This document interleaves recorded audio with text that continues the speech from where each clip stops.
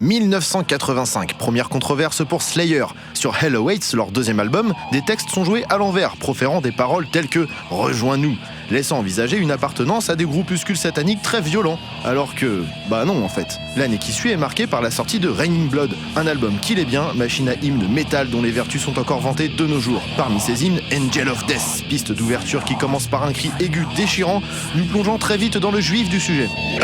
Dans le vif du sujet. Et bon, parlons-en.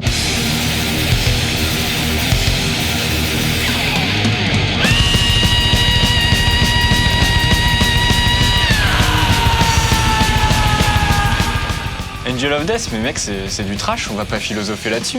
Bah moi je trouve qu'il y a plein de trucs à dire sur les paroles de trash, mec, c'est cool. Ouais, genre sur Space Beer de Tankard, hein. Pourquoi pas. Voilà, stop, on arrête là. Auschwitz.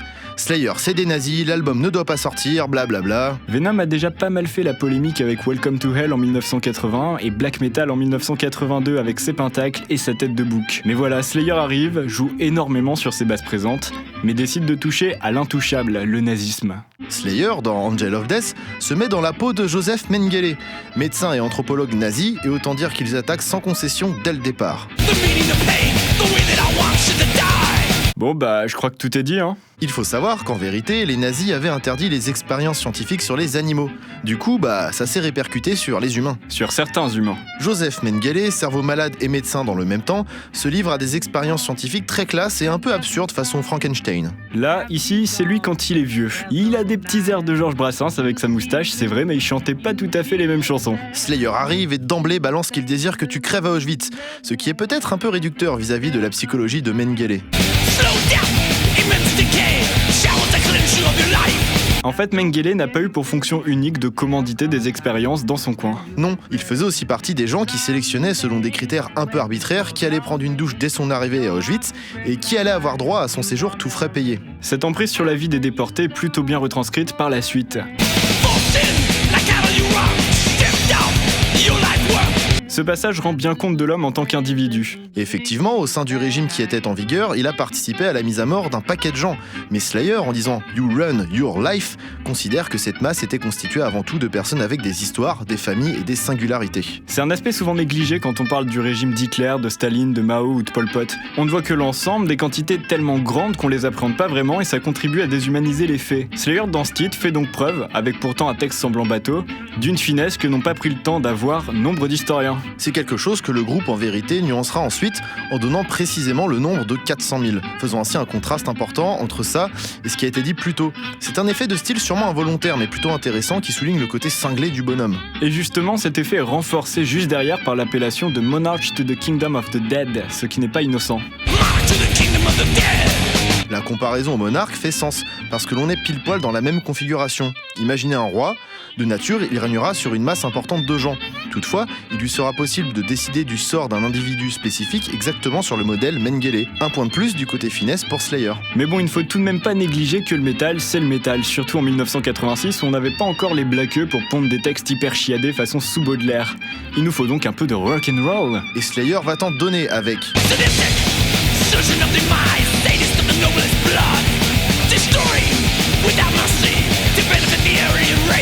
Ouais, race aryenne. C'est le genre d'expression qui, quand elles sont balancées, font zouker dans les chaumières. Même si le texte demeure quand même très violent, il n'est pas impossible que cette expression ait contribué amplement à la polémique. On pourra revenir sur le sujet un peu plus tard, mais on continue avec une suite tout de scalpel vêtu. Slayer parle alors de...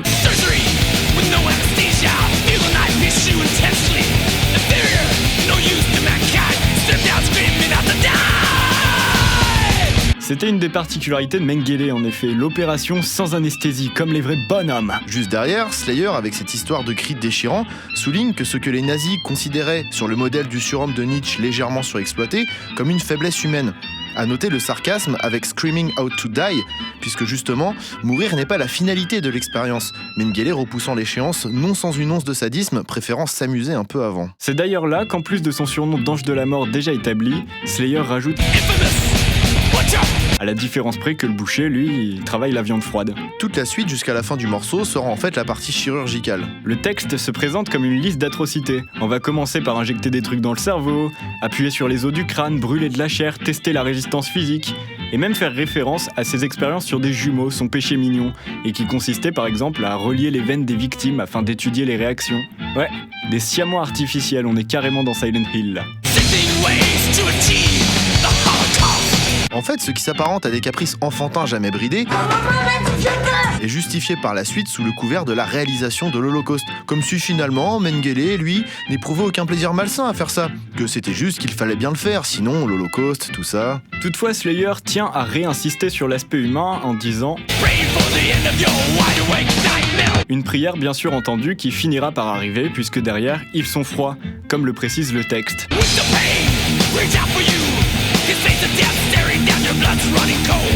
Les victimes sont alors considérées comme de pathétiques créatures mises à mort par la main de l'ange qui vole libre.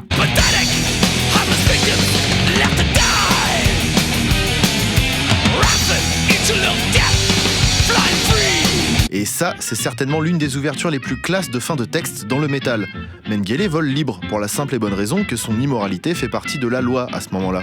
Mengele, c'est un fonctionnaire. Il est payé par l'État pour dire des conneries et torturer des gens. Il fait son taf. C'est le concept de banalisation du mal d'Hannah Arendt, une philosophe allemande qui est pas mal partie à la chasse au totalitarisme dans sa vie, tout en soutenant qu'il était dégueulasse de condamner un ex-nazi qui s'était contenté d'appliquer des ordres donnés par des supérieurs selon les lois en vigueur. L'ange de la mort vole libre, car il est dans une situation d'impunité de par sa simple fonction. Mais c'est peut-être également une référence au fait qu'après la libération, le pourri a pu s'échapper en Amérique latine pour se cacher. Il est libre, Joseph. Il y en a même qui disent qu'ils l'ont vu ziguer.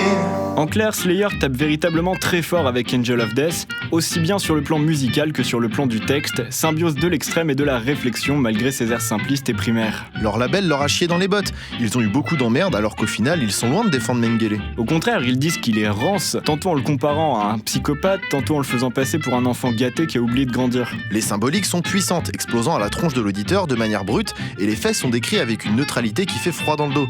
C'est d'ailleurs souvent ce qui agace le commun des mortels, qui n'appréhendent pas cet esprit sans concession, et qui, pour certains, ne comprennent pas que c'est pas parce qu'on en discute qu'on l'est. Cannibal Corpse parle de nécrophiles, mais ne le sont pas pour autant. Enfin, je crois pas. Mais ajoutez à ça des visuels qui peuvent porter à confusion, et vous avez la cible parfaite de ceux qui refusent de concevoir l'art comme quelque chose de jusqu'au boutiste. Ce n'est d'ailleurs pas pour rien que le titre agrémente toujours les setlists du groupe, et qu'il est encore à ce jour considéré comme un chef-d'œuvre du métal. Ouais, je sais pas, c'est quand même pas bien foufou. Hein. Tu déconnes, mec, on a atteint le point Godwin dès le premier épisode. Ouais, mais justement, vaut peut-être mieux pas avec tous les commentaires et tout. On s'en fout des commentaires. Bah sinon, la prochaine fois, on a qu'à prendre un truc plus poétique. T'as une idée? Peut-être bien, ouais.